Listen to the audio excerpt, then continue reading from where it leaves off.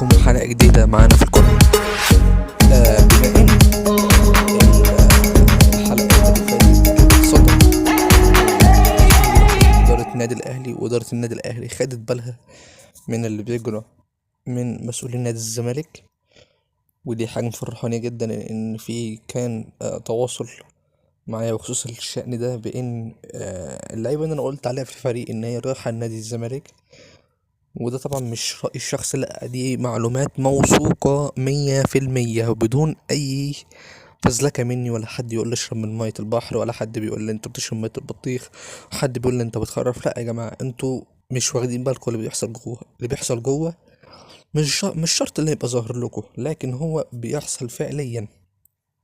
إدارة الأهلي بترد على إدارة الزمالك باللي أنا هقوله لك دلوقتي ده.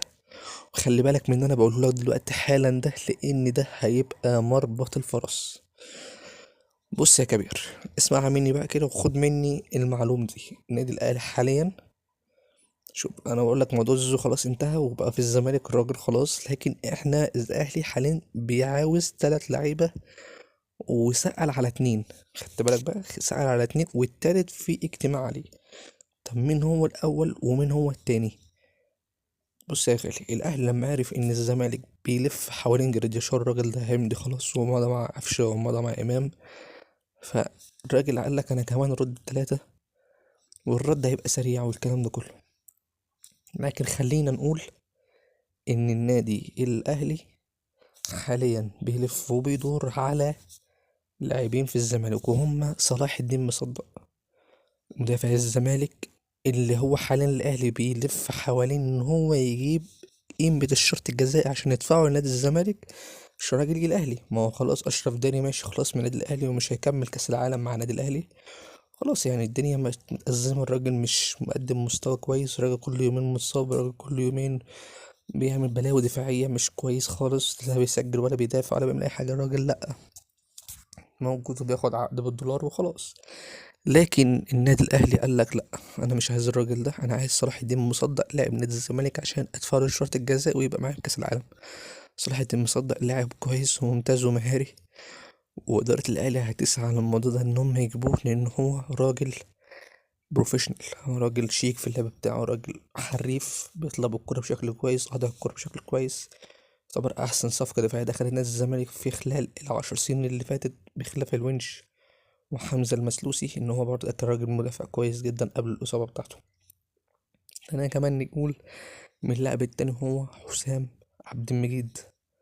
حسام الدين عبد المجيد هو اللاعب رقم 2 إن النادي الأهلي بيحاول يتعاقد معاه، وبرضك بيسأل عن الشرط الجزائي بتاعه. وهو لاعب مميز جدا في نادي الزمالك، وهو أصلا عمود خرسانة نادي الزمالك. الراجل ده عقده هينتهي 2027، والنادي الأهلي بيحاول إن هو يسأل برضك عن الشرط الجزائي بتاعه، لأن هو عاوز اللاعب ده.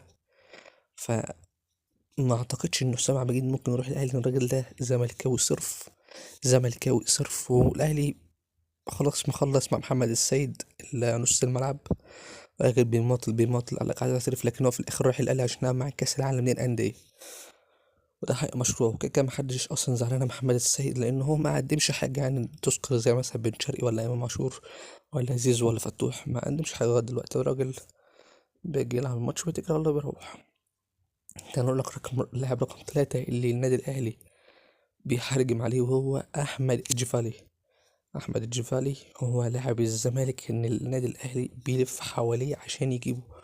لاعب ممتاز ومهاري، والنادي الأهلي هيستفاد منه لو هو مشي من الزمالك، لأن هو لاعب كويس جدا جدا جدا، بعكس لعيبة النادي الأهلي إن هي موجودة زي حسين الشحات، إن هو بقى عنده 33 سنة، زي لعيبة تانية موجودة زي بن شرقي اللي بقى عنده 31 سنة، زي لاعب مثلا زي هشام أسامة أبو علي اللي بقى عنده 25 سنة، زي لاعب موجودين لغاية دلوقتي في الأهلي زي بيرستاو اللي هو تقريبا طالع إعارة لما اكون مخطئ يعني. بس فدي اللعيبه اللي النادي الاهلي بيقول لك عليها في الفتره الجايه، ودول اللي عاملين صدى جامد جدا في النادي الاهلي.